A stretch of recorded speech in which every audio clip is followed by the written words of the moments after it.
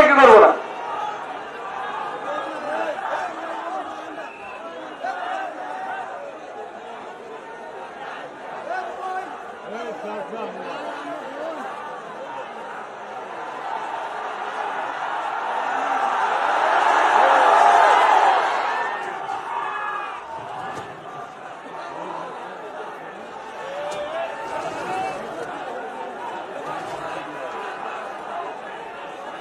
السلام عليكم ورحمة الله.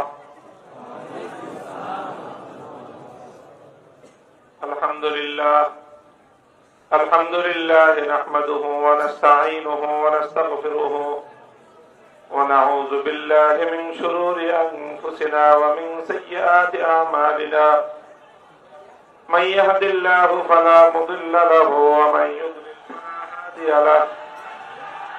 وأشهد أن لا إله إلا الله وحده لا شريك له. وأشهد أن سيدنا ومولانا محمدا عبده ورسوله صلى الله تعالى عليه وعلى آله وأصحابه وبارك وسلم تسليما كثيرا. أما بعد فأعوذ بالله من الشيطان الرجيم. بسم الله الرحمن الرحيم.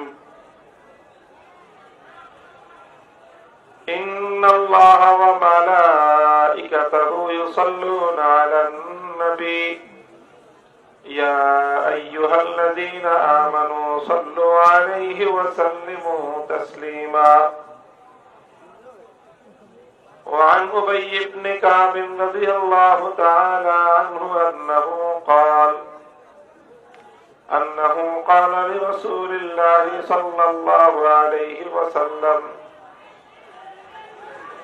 يا رسول الله إني أكثر الصلاة عليك فكم من صلاتي أجعل لك؟ قال ما شئت. قال الربع. قال ما شئت فإن زدت فهو خير لك. قال فالنصف.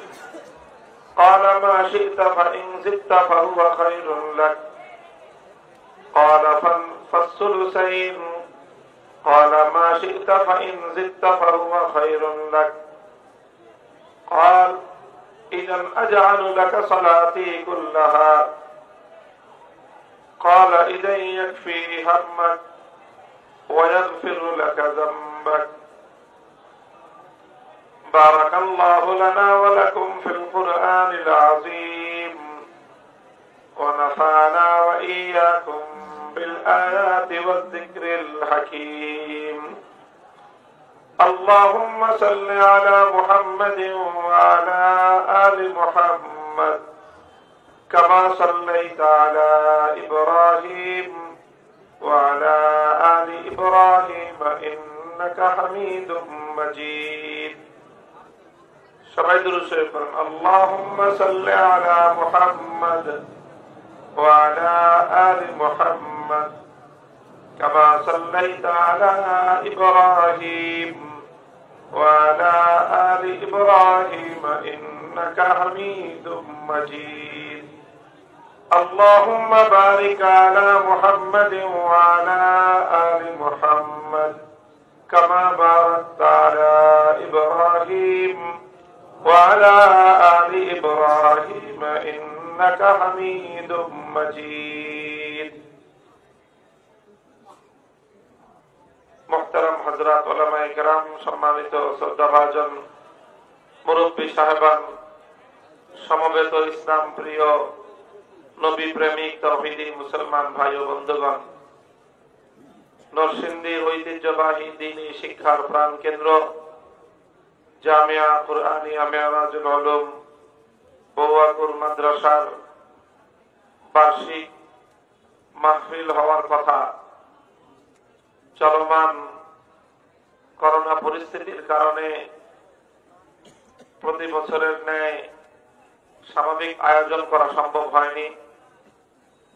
প্রশাসনের বিধিনিষেধ রয়েছে, এজন্য শাইখুল ইসলাম আল্লামা শাহ আহমদ শফি রহমতুল্লাহ আলাইহির জীবন কর্ম এবং হযরতের রূহের মাগফিরাতের জন্য দোয়া মাহফিলের সংক্ষিপ্ত পরিসরে আয়োজন করা হয়েছিল।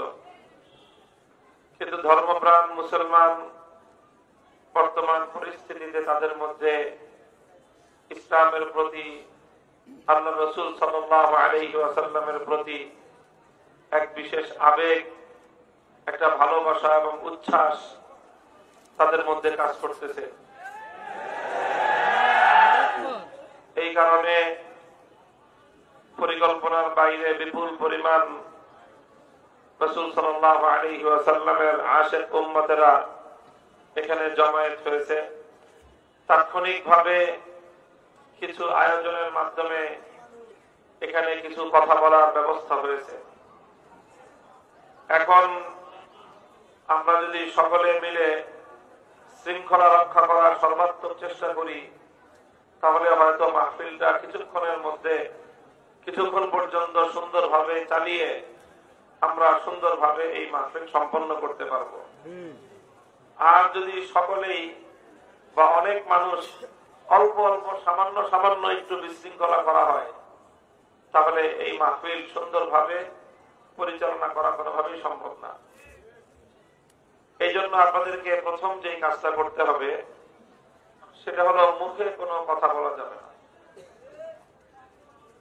মুখে কোনো কথা বলা যাবে না।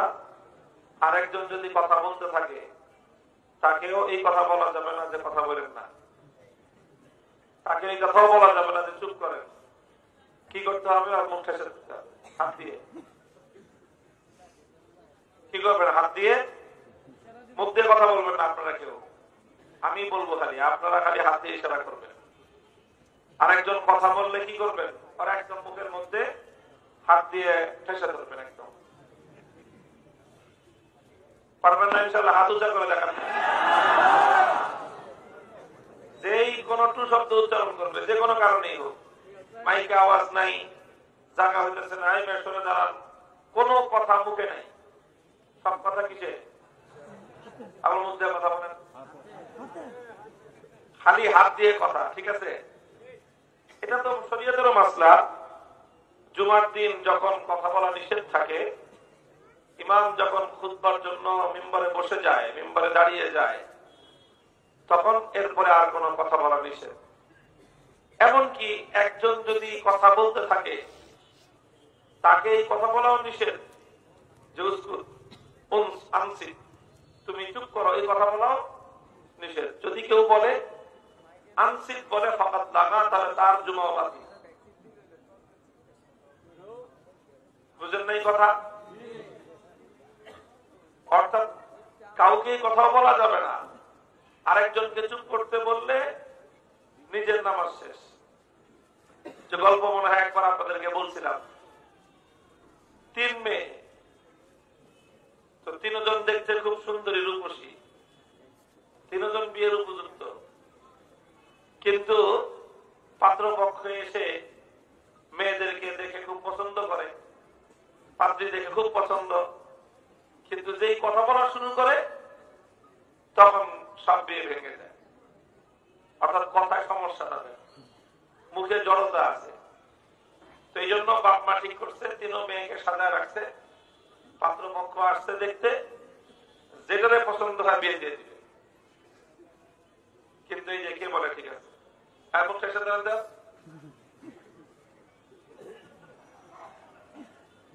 তো বাপ মা তাকে তাদেরকে সাজায় গুছায় রেডি করছে আর বলছে, খবরদার আজকে কোনো কথা বলবি না, চুপ করে বসে থাকবি, পাত্রপক্ষ এসে দেখবে, দেখার পরে যা হওয়ার হবে। এখন পাত্রপক্ষ দেখতে আসছে, প্রথমে তো বড় মেয়েকে দেখছে, বড় মেয়ে পছন্দ হয়েছে, খুব সুন্দর। তো চুল দেখে না মহিলারা, তো চুলও দেখছে যে মাশাআল্লাহ অনেক বড় চুল। তো এখন চুল দেখে ছেলের মা বলতেছে যে মা তোমার চুল তো অনেক সুন্দর, অনেক লম্বা চুল। এখন এই কথা যখন বলছে, তো ওই মেয়ে আর নিজের সামলাইতে পারে নাই। তো বলছে তাও তো আজকে মায়ের চুলে তেল দেয় নাই, মায়ের চুলে তেল দেয় নাই। তেল দেয় নাই, বুঝতে পারছে তো মুখের মধ্যে কি আছে, তোতলামি আছে। যখন বড় মেয়ে কথা বলছে তো মেজ বোন পাশ থেকে বলছে, কি রে বউ, তুই যে টটা রইলি, কথা কওয়া নিষেধ ছিল, তুই যে কথা কলি। ছোট লাগায় আমি বা টুকটাপ, আমি কি টুকটাপ, আমি কোন কথা কইনি, আমি টুকটাপ। এখন বলেন যে নাকি টুকটাপ, সে কাছে টুকটাপ, যা বলার তো বলেই দিল। আর পাত্র পক্ষ কথা শুনে সব বিদায়। তো আপনারা যদি টুকটাপ করেন তাহলে কিন্তু ওয়াজ হবে না, বয়ানও করা যাবে না। সমস্ত আয়োজন বুঝতেই পারতেছেন, এখানে যে পরিমাণ মানুষের উপস্থিতি, একটা বিশাল মহাসমাবেশ প্রয়োজন ছিল এটার জন্য। এতগুলি মানুষ আল্লাহ পাক রব্বুল আলামিনের দ্বীনের জন্য, কোরআনের মহব্বতে, আল্লাহ রাসূল সাল্লাল্লাহু আলাইহি ওয়াসাল্লামের সম্মানে এই বিশাল মানুষের যে আগ্রহ, মানুষের যে উচ্ছ্বাস, মানুষের যে বাদ ভাঙ্গা জোয়ার, এটা ইনশাআল্লাহ এদেশের জন্য, এদেশের ইসলামের জন্য একটি ভালো আভাস, একটি সুন্দর একটি আলামত, যে দেশ থেকে ইনশাআল্লাহ যতই চেষ্টা করা হোক না কেন ইসলামের প্রভাব এই মাটি থেকে কমানো সম্ভব হবে না। এদেশে ভালো কিছু করতে হলে ইসলামের সাথে, ইসলামপন্থীদের সাথে, আলেম ওলামাদের সাথে কোঅপারেশন করে তাদের সহযোগিতা নিয়ে করতে হবে। এবং আলহামদুলিল্লাহ আলেম ওলামারা সমাজ, রাষ্ট্র, দেশ, জাতির যে কোনো বিষয়ে সুন্দরভাবে সহযোগিতা করতে, পরামর্শ দিতে, যে কোনো ভূমিকা রাখার জন্য তারা প্রস্তুত আছে। শুধুমাত্র ইসলাম এবং আল্লাহর নবী, আল্লাহর কোরআনের মর্যাদা, গৌরব রক্ষা করতে হবে। আল্লাহর নবীর ইজ্জতের হেফাজতের নিশ্চয়তা দাও। বাকি ইনশাআল্লাহ সমাজ এবং রাষ্ট্রের প্রতিটি বিশৃঙ্খলা রোধ করবার জন্য, দেশ এবং জাতির অগ্রগতি এবং উন্নতির জন্য যা কিছু করতে হয়, আলেম সমাজ অতীতে যেমন করেছে আজও এবং ভবিষ্যতেও তার চেয়ে বেশি ভূমিকা পালন করবে। বাংলাদেশে ওলামায়ে কেরাম এক সময় সংখ্যায় কম ছিল। এক সময় আমাদের কওমি মাদ্রাসাগুলো থেকে প্রতি বছর দাওরায়ে হাদিসের ছাত্র পরীক্ষা দিত 1000-1500। আর এখন বাংলাদেশে প্রতি বছর দাওরায়ে হাদিস পরীক্ষা দেয়, শুধু ছাত্র পরীক্ষা দেয় 30,000। ছাত্রী আছে আবার এই পরিমাণ, 15-20,000, 25,000 ছাত্রী পরীক্ষা দেয়। 50,000 আলেম আলেমা প্রতি বছর দাওরায়ে হাদিস পরীক্ষা দিয়ে ফারেক হচ্ছে। সুতরাং কেউ যদি মনে করে এই শক্তিকে এমনিতেই নির্মূল করে দিবে, এই বিশাল জনগোষ্ঠীকে, তাদেরকে সমাজ থেকে তাদের প্রভাব কমিয়ে দিবে, তাহলে সে বোকার স্বর্গে বাস করে। 30,000 আলেম যদি প্রতি বছর ফারেক হয়, তাহলে 30,000 পরিবার, শুধু পরিবার নয়, 30,000 বংশ কওমি মাদ্রাসাগুলোর সঙ্গে প্রতি বছর জড়িত হচ্ছে। আপনারা লক্ষ্য করে দেখবেন যে একজন আলেম যেই পরিবার থেকে হয়, শুধু পরিবার নয়, গোটা বংশের মধ্যে তাকে ভিন্ন সম্মানের চোখে দেখা হয়। সে কি বলে, তার মতামতটা কি? বড় বড় শিক্ষিতরা আছে, ডক্টর, ইঞ্জিনিয়ার, উকিল, ব্যারিস্টার, বহু কিছু আছে। আর যে আলেম হয়েছে ভাইদের মধ্যে অথবা বংশের মধ্যে, বয়সে ছোট হতে পারে, কিন্তু ঈদের সময় যখন সব গোষ্ঠী ধরে বাড়িতে যায়, তখন সবাই জিজ্ঞাসা করে, হুজুর সাহেব তোমার মতামত কি? কথা বলেন। আলহামদুলিল্লাহ, এগুলো বাংলাদেশের সমাজ এবং সামাজিকতার বাস্তবতার কথা বলছি। আমরা এই বিষয়টা আরো ভালোভাবে দৃষ্টি আকর্ষণ করছি। যারা সমাজে কিছু করতে চান, যারা মানবতার কল্যাণ করতে চান, দেশ গড়তে চান, দেশ এবং জাতির ভূমিকা রাখতে চান, আলেম ওলামাদেরকে সহযোগিতা করেন, তাদের সহযোগিতা নেন। এই শক্তিকে উপেক্ষা করে ইনশাআল্লাহ বাংলাদেশে কোনো কিছুই করা সম্ভব হবে না। যাই হোক, আল্লাহ পাক রব্বুল আলামিন ইসলামের এই উত্থান, ইসলামের এই অগ্রযাত্রা, উলামায়ে কেরামের এই শক্তিমত্তা দিন দিন আল্লাহ পাক রব্বুল আলামিন আরো বহুগুণ বৃদ্ধি করেন। মুহতারাম হাজিরিন, আজকের এই মঞ্চ থেকে এটাও বলি আমরা যে সবই তো চলছে, মাহফিল গুলো এটা সুন্দরভাবে হোক, এটার আয়োজন এবং এর জন্য সহযোগিতা প্রশাসন যেন করে। যদি সুন্দরভাবে সহযোগিতা করা হয় তাহলে এই মাহফিল গুলোর মাধ্যমে সমাজের অনেক বিশৃঙ্খলা, অনেক সমস্যা আলহামদুলিল্লাহ এই মাহফিল গুলোর মাধ্যমে নিরসন হয়। মাহফিল গুলোর মাধ্যমে সমাজে নীতি নৈতিকতা প্রতিষ্ঠিত হয়, মানুষের মধ্যে পরকালের ভয় তৈরি হয়, আখিরাতের ভয় আসে। একটা মানুষের হৃদয়ে যখন আল্লাহর প্রতি, আখিরাতের প্রতি ভয় সৃষ্টি হয়, তো এই ভীতি তাকে অন্যায় এবং অপরাধ থেকে যেভাবে বিরত রাখে, পৃথিবীতে মানুষকে অন্যায় থেকে বিরত রাখবার জন্য এর চেয়ে শক্তিশালী আর কোন উপায় নেই। কাজেই সন্ত্রাস রোধে, মাদক প্রতিরোধে, অন্যায় প্রতিরোধে, চুরি ডাকাতি প্রতিরোধে, জেনা ব্যভিচার প্রতিরোধে, অশ্লীলতা বেহায়াপনা প্রতিরোধে, সব অন্যায়ের প্রতিরোধে মাহফিল গুলো, উলামায়ে কেরামের বয়ান গুলো সবচেয়ে বেশি প্রভাবকের ভূমিকা পালন করতেছে। আল্লাহ পাক রব্বুল আলামিন প্রশাসনকে সুন্দরভাবে এই বিষয়গুলো অনুধাবন করে যথাযথ ভূমিকা পালন করার তৌফিক দান করেন। মুহতারাম হাজিরিন, লম্বা আলোচনা করব না। আমাদের জন্য করণীয় আজকের যে বিশ্ব প্রেক্ষাপট, বাংলাদেশের মুসলমানদের যে সার্বিক মনের অনুভূতি, সেই অনুভূতিকে নিয়ে কয়েকটি কথা আমি আপনাদের সম্মুখে আরজ করব। প্রথম কথা হলো রাসূল আকরাম সাল্লাল্লাহু আলাইহি ওয়াসাল্লামের শান, রাসূলের ইজ্জতকে দুনিয়ার কেউ নয় বরং স্বয়ং আমার আল্লাহ পাক রব্বুল আলামিন বুলন্দ করেছেন। আল্লাহ বলেছেন ওয়ারাফা'না লাকা যিকরাক, ওয়ারাফা'না লাকা যিকরাক। আল্লাহর রাসূল, আল্লাহ পাক নিজে বলেছেন, ওগো নবী, আমি আপনার আলোচনা, আপনার নাম, এটা আমি সুউচ্চ করে দিয়েছি। আল্লাহ পাক রব্বুল আলামিন ফাশাক্কা লাহু ইসমহু লিয়াজুল্লাহু ফাযুল আরশি মাহমুদু ওয়া হাযা মুহাম্মাদু। আল্লাহ পাক রব্বুল আলামিন নিজের নাম থেকে কিছু অংশ বাছাই করে রাসূল সাল্লাল্লাহু আলাইহি ওয়াসাল্লামের নাম রেখেছেন। নবীজির নাম মুহাম্মদ। আল্লাহর পয়গম্বরের পূর্বে এই নাম পৃথিবীতে আর কারো ছিল না।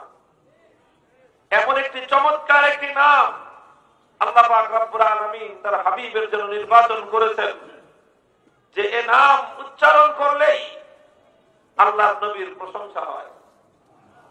মুহাম্মদ শব্দের অর্থই হলো প্রশংসিত। মুহাম্মদ মানেই হলো প্রশংসিত, যার প্রশংসা করা হচ্ছে। আল্লাহ পাক রব্বুল আলামিন তার হাবিবকে এমন নামের দ্বারা আল্লাহ পাক রব্বুল আলামিন তাকে চিহ্নিত করেছেন, তার পরিচয় বিশ্ব মানব জাতির সামনে তুলে ধরেছেন, যে নবীর ঘোর দুশমন কেউ যদি নবীকে কটাক্ষ করতে চায় তাহলে প্রথমে নবীর নামে প্রশংসা করে নিয়ে তারপরে করতে হয়। তাকে মুহাম্মদ উচ্চারণ করতে হয় অথবা মুহাম্মদের দিকে ইঙ্গিত করতে হয়। আল্লাহ পাক রব্বুল আলামিন তার নবীর নামের দ্বারাই তাকে আল্লাহ পাক মহিমান্বিত করেছেন। আল্লাহ পাক রব্বুল আলামিন নবীর নামকে উচ্চ করে দিয়েছেন। যেখানে আল্লাহ পাক রব্বুল আলামিনের নাম উচ্চারিত হয় সেখানেই রাসূল সাল্লাল্লাহু আলাইহি ওয়াসাল্লামের নাম উচ্চারিত হয়। নামাজের মধ্যে, আযানের মধ্যে, ইকামতের মধ্যে যেখানে আশহাদু আল্লা ইলাহা ইল্লাল্লাহ সেখানে সঙ্গে সঙ্গে আশহাদু আন্না মুহাম্মাদুর রাসূলুল্লাহ। কালিমার মধ্যে যেখানে লা ইলাহা ইল্লাল্লাহ সেখানে মুহাম্মাদুর রাসূলুল্লাহ, যেখানে কালিমায়ে শাহাদাতের মধ্যে আশহাদু আল্লা ইলাহা ইল্লাল্লাহ সেখানে অপর অংশ আশহাদু আন্না মুহাম্মাদান আবদুহু ওয়া রাসূলুহু। আল্লাহ পাক রব্বুল আলামিন তার পয়গম্বরের নাম এত উঁচু করেছেন যে কিয়ামত পর্যন্ত দুনিয়া লক্ষ কোটি মসজিদের মিনার থেকে 5 বার রাসূল আকরাম সাল্লাল্লাহু আলাইহি ওয়াসাল্লামের নাম উচ্চারিত হতে থাকবে। আল্লাহ পাক রব্বুল আলামিন তার হাবিবকে এতটাই মহব্বত করেন, এতটাই ভালোবাসেন যে আল্লাহ পাক রব্বুল আলামিন তার হাবিবের মহব্বতে, তার হাবিবের ভালোবাসায় দুনিয়াবাসীর জন্য আমার আল্লাহর এই আচরণ, আল্লাহর এই নীতি যে যারা আল্লাহর রাসূলের, আল্লাহর হাবিবের ঘনিষ্ঠ হবে, আল্লাহর রাসূলকে ভালোবাসবে, আল্লাহর রাসূলকে মহব্বত করবে, আল্লাহর রাসূলের সঙ্গে সম্পর্ক রাখবে, রাসূলের প্রতি মহব্বত রাখা, রাসূলের সঙ্গে সম্পর্ক রাখা, এর মাধ্যমে আল্লাহ পাক রব্বুল আলামিন দুনিয়াতে মানুষের অনেক সমস্যার সমাধান করে দেন। আজকে এই যে বিভিন্ন মুখী সংকট, বিভিন্ন রকম সমস্যা, বিশ্বব্যাপী মহামারীর সমস্যা, ভাইরাসের সমস্যা, দুনিয়ার কাফের মুশরিক বেঈমানরা যারা আল্লাহ এবং আল্লাহর রাসূলকে বিশ্বাস করে না, যারা আল্লাহর কুদরতকে বিশ্বাস করে না, যারা আল্লাহর ক্ষমতাকে বিশ্বাস করে না, তাদেরকে নিয়ে এখানে আমার আলোচনা নেই। কিন্তু যারা আল্লাহকে বিশ্বাস করে, যারা এক আল্লাহর কুদরত এবং তার শক্তিকে বিশ্বাস করে, তাদের জন্য আমাদের কথা হলো এই যে যে কোনো সংকট থেকে উত্তরণের জন্য আল্লাহ রাসূল সাল্লাল্লাহু আলাইহি ওয়াসাল্লামের ওসিলা এবং আল্লাহ রাসূলের প্রতি মহব্বত এবং রাসূলের প্রতি দরুদ, রাসূলের সিরাত এবং জীবনী আলোচনা, এটাও দুনিয়াবাসীকে যে কোনো সংকট, রোগ, জীবাণু, বালাই থেকে দুনিয়ার মানুষকে পরিত্রাণ দেওয়ার জন্য আল্লাহ পাক এটাকে একটি মাধ্যম বানিয়েছেন। হাকিমুল উম্মাত মুজাদ্দিদ মিল্লাত হযরত শাহ আশরাফ আলী থানভী রাহমাতুল্লাহি আলাইহি নাম আপনারা সকলেই শুনেছেন। তিনি এই বিগত শতাব্দীর মুজাদ্দিদ ছিলেন, অনেক বড় আলেম ছিলেন। প্রচুর পরিমাণ দ্বীনি ইলমের উপর তিনি কিতাবাদি রচনা করেছেন। তাফসীর, হাদিস, ফিকহ, ইসলামের প্রত্যেকটি সাবজেক্টের উপর তার রচিত কিতাব রয়েছে। হাকিমুল উম্মাত রাহমাতুল্লাহি আলাইহি এক জীবনে যেই পরিমাণ কিতাব লিখেছেন, আমাদের মতো সাধারণ মানুষদের এক জীবনে সেই পরিমাণ কিতাব পড়ে শেষ করা কঠিন আছে। ওনার লিখিত রচনাবলীর সংখ্যা প্রায় 1000। এই 1000 কিতাবের মধ্যে একটা কিতাব আছে, কিতাবটার নাম হলো নাসরুদ্দীন। রাসূল সাল্লাল্লাহু আলাইহি ওয়াসাল্লামের জীবনী আলোচনা করেছেন। অনেক বড় না কিতাবটা, কিতাবের কলেবর ছোট। সেই কিতাবটা আমাদের বাংলায় অনুদিত হয়েছে। মরহুম হযরত মাওলানা আমিনুল ইসলাম রাহমাতুল্লাহি আলাইহি তিনি সেটার অনুবাদ করেছেন। ইসলামিক ফাউন্ডেশন থেকে সেটা ছাপানো আছে। বাংলায় সেই কিতাবের নাম রেখেছেন যে ফুলের খুশবুতে সারা জাহান মাতোয়ারা। বড় চমৎকার, যে ফুলের খুশবুতে সারা জাহান মাতোয়ারা। অর্থাৎ এই ফুল দিয়ে তিনি আল্লাহ রাসূল সাল্লাল্লাহু আলাইহি ওয়াসাল্লামকে বুঝিয়েছেন যে আমাদের নবী এমন এক ফুল, এই ফুলের সুবাস শুধুমাত্র মক্কা আর মদিনা নয়, শুধুমাত্র আরব ভূখণ্ড নয়, শুধুমাত্র সেই যুগের মানুষ জাতিকে নয়, শুধুমাত্র সেই যুগের বিশ্বকে নয়, বরং কিয়ামত পর্যন্ত গোটা বিশ্বকে এই ফুলের সুবাস মাতোয়ারা করেছে। এবং যারাই এই ফুলকে ভালোবাসবে, যারাই এই ফুলের সুবাস নিতে চাইবে, আল্লাহর রাসূল নামক এই ফুল কিয়ামত পর্যন্ত দুনিয়াকে সুবাসিত করে যাবে।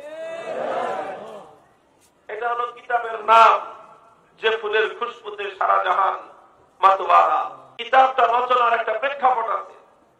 হাকিমুল ইসলাম রাহমাতুল্লাহি আলাইহি, হাকিমুল উম্মাত রাহমাতুল্লাহি আলাইহি এই কিতাবটা রচনা করেছিলেন এমন একটা সময় যখন ভারতে ওই সময়ে একটা মহামারী দেখা দিয়েছিল।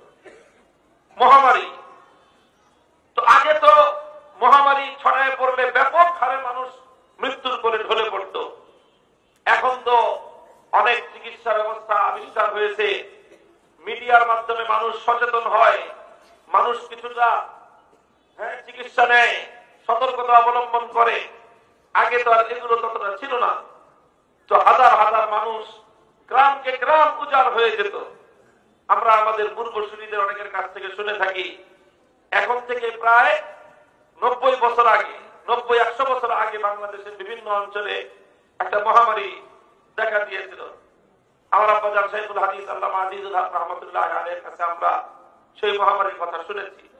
ওনার বয়স যখন এই 10-12 বছর বা একটু কম বেশি হল ওই সময়, অর্থাৎ আজ থেকে প্রায় 90 বছর আগে, ওই সময় আমার একজন চাচা মারা গেছিলেন সেই মহামারীতে। তো যাই হোক, তো এরকম মহামারী গোটা ভারতের বিভিন্ন অঞ্চলে ছড়িয়ে পড়েছিল। মানুষ হাজার হাজার মৃত্যুর মিছিল চলছিল। হাকিমুল ইসলাম রহমতুল্লাহ আলাইহি, হাকিমুল উম্মত রহমতুল্লাহ আলাইহি সেই মহামারী থেকে মানুষের মুক্তির জন্য তিনি একটা আমল শুরু করলেন। আমলটা কি?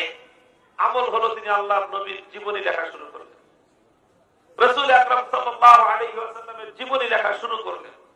নিয়ত ছিল যে আল্লাহর নবীর এই সুগন্ধিময় জীবন, সুবাসিত এই জীবন, আলোকিত এই জীবন আমি লিপিবদ্ধ করি।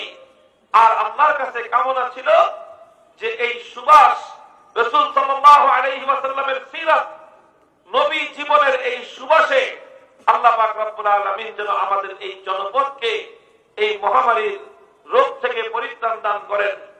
এই উদ্দেশ্যে তিনি কিতাবটা লিপিবদ্ধ করা শুরু করলেন। আলহামদুলিল্লাহ, দেখা গেল হাকিমুল উম্মত রহমতুল্লাহ আলাইহি যখন নসরুদ্দিন এই কিতাব লেখা শুরু করলেন, আস্তে আস্তে সেই মহামারীর আপনার মাত্রা কমতে থাকলো এবং এই কিতাবটিকে শেষ করতে করতে মহামারী সম্পূর্ণরূপে দূরীভূত হয়ে গেল। এটা বেঈমানরা বিশ্বাস করবে না, বেঈমানরা বিশ্বাস নাও করতে পারে। এজন্য আমি প্রথমে বলছি, যারা সৃষ্টিকর্তাকে বিশ্বাস করে না, যারা এই মহাবিশ্ব দেখেও সৃষ্টিকর্তার পরিচয় যাদের বুঝে আসে না, ওই বলদদেরকে নিয়ে আমাদের এখন আলোচনা নাই। যারা এই আসমান দেখে আল্লাহর পরিচয় পায় না, জমিন দেখে আল্লাহর পরিচয় পায় না, মহাবিশ্বের আল্লাহ পাক রব্বুল আলামিনের প্রতিনিয়ত কুদরতগুলো দেখে যাদের আল্লাহর বিশ্বাস যাদের অন্তরে হয় না, প্রতি রাতে আকাশে ওঠা ওই তাদের স্নিগ্ধ আলো যাদের হৃদয়কে আলোকিত করতে পারে না, দিনের বেলায় সূর্যের প্রখর আলো যাদের হৃদয় পর্যন্ত একত্ববাদের আলো জ্বালতে পারে না, পৃথিবীতে তাদের চেয়ে বড় অন্ধ আর কেউ হতে পারে না। সেই বেঈমানদেরকে নিয়ে আমাদের আলোচনা নয়, আলোচনা হলো তাদেরকে নিয়ে যারা আল্লাহকে বিশ্বাস করে, যারা আল্লাহর কোরআনকে বিশ্বাস করে, যারা আল্লাহর হাবিবকে বিশ্বাস করে। হে বিশ্বাসী ঈমানদার, আমি তোমাদেরকে প্রথম কথা যেটি বলতে চাই আজকে, সেটি হলো যে কোনো সংকটের জন্য, যে কোনো বিপদ আপদ থেকে উদ্ধারের জন্য আল্লাহ রাসূল সাল্লাল্লাহু আলাইহি ওয়াসাল্লামের জীবনী আলোচনা, নবীজির উপর দুরূদ পাঠ করা, নবীর ওসিলা দিয়ে আল্লাহর কাছে দোয়া করা, বিপদ থেকে উদ্ধারের জন্য পৃথিবীতে আর সহজ কোন নুসখা নাই, এর চেয়ে সহজ আর কোন উপায় নেই। এই জন্য উলামায়ে কেরামকে বলবো, এটা একটা কারণ। এমনিতেই সবসময় রাসূল সাল্লাল্লাহু আলাইহি ওয়াসাল্লামের জীবনী আলোচনা এটা উম্মতের জন্য উপকারী। আই যিকরানু মানিল্লানা আন্না যিকরাহু, আই যিকরানু মানিল্লানা আন্না যিকরাহু হুয়াল মিসকু মা কাররাতাহু ইয়াতাদাওয়াউ।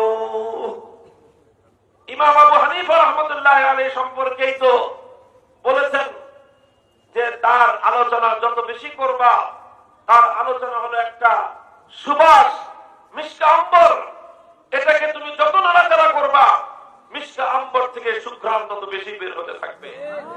ইমাম আবু হানিফার জীবন যদি মিশকা হয়, তাহলে আমার নবীর জিন্দেগি, আমার নবীর পবিত্র জীবন চরিত, আমার নবীর আখলাক, আমার নবীর আলোচনা, আমার নবীর ইতিহাস প্রত্যেকটাই মিষ্টি আম্বর। এটাকে তোমরা যত বেশি ঘাটাঘাটি করবা তত বেশি সুবাস ছড়াবে, আর দুনিয়া থেকে সমস্ত দুর্গন্ধের অভিশাপ তত বেশি দূর হবে ইনশাআল্লাহ। এই জন্য রাসূল সাল্লাল্লাহু আলাইহি ওয়াসাল্লামের জীবন আলোচনা এই নিয়তে যে এই জীবন আলোচনার মাধ্যমে আল্লাহ পাক রব্বুল আলামিন যেন আমাদের জাতিকে, বিশ্ববাসীকে এই মহামারী থেকে আল্লাহ পাক পরিপূর্ণরূপে পরিত্রাণ দান করেন। উপকারী বিষয় শুধু জীবনী আলোচনা, সেই সঙ্গে আল্লাহর নবীর উপর দুরূদ শরীফ বেশি বেশি পাঠ করা। আমি একটি হাদিস আপনাদের সম্মুখে পাঠ করেছি। عن أبي بن كعب رضي الله تعالى عنه أنه قال لرسول الله صلى الله عليه وسلم يا رسول الله إني أبصر الصلاة عليك فكم من صلاتي أجعل لك يا رسول الله আমি আপনার উপর প্রচুর পরিমাণ দুরূদ পাঠ করে থাকি, কিন্তু এরপরও আমার তৃপ্তি হয় না। আমি জানতে চাই যে আমি কি পরিমাণ দুরূদ আপনার উপর পাঠ করলে দায়িত্ব সম্পন্ন হবে এবং আমার জন্য কল্যাণকর হবে, কি পরিমাণ দুরূদ যদি আমি পাঠ করি। আল্লাহর পয়গম্বর বললেন, মা শিতা, উবাই, যত বেশি দুরূদ তুমি আমার উপর পড়তে পারো পড়ো, যতটুকু তোমার মন চায় তুমি আমার উপর দুরূদ পাঠ করতে থাকো। হযরত উবাই ইবনে কাব রাদিয়াল্লাহু তাআলা আনহু বললেন, ইয়া রাসূলুল্লাহ, তাহলে আমি এক কাজ করি, আজালুর রুবু আলাক, সকাল থেকে রাত পর্যন্ত সারাদিন আমি যেই পরিমাণ ওয়াজিফা, যেই পরিমাণ আল্লাহর জিকির করি, যেই পরিমাণ তাসবিহ, তাহমিদ এবং তাকবীর বলি, এবং যেই পরিমাণ আল্লাহর কাছে আমি নিজের জন্য দোয়া করি, ইস্তেগফার করি, নিজের গুনাহ ক্ষমা চাই, নিজের পেরেশানি থেকে আল্লাহর কাছে যেই পরিমাণ মুক্তি চাই, দোয়া করি, আমি জিকির করি, দোয়া করি, আপনার উপর দরুদ পড়ি, এই কাজগুলোর মধ্যে আমি 4 ভাগের 1 ভাগ শুধুমাত্র আপনার জন্য দরুদ পড়ব, আর বাকি 3 ভাগ আল্লাহর জিকির, আল্লাহর তাসবিহ, তাহমিদ আর নিজের জন্য দোয়া খায়ের করব। এটা করি। আল্লাহ নবী বললেন, মা শিতা ফাইন জিত্তা ফাহুয়া খায়রুল লাক। উবাই ইবনে কাব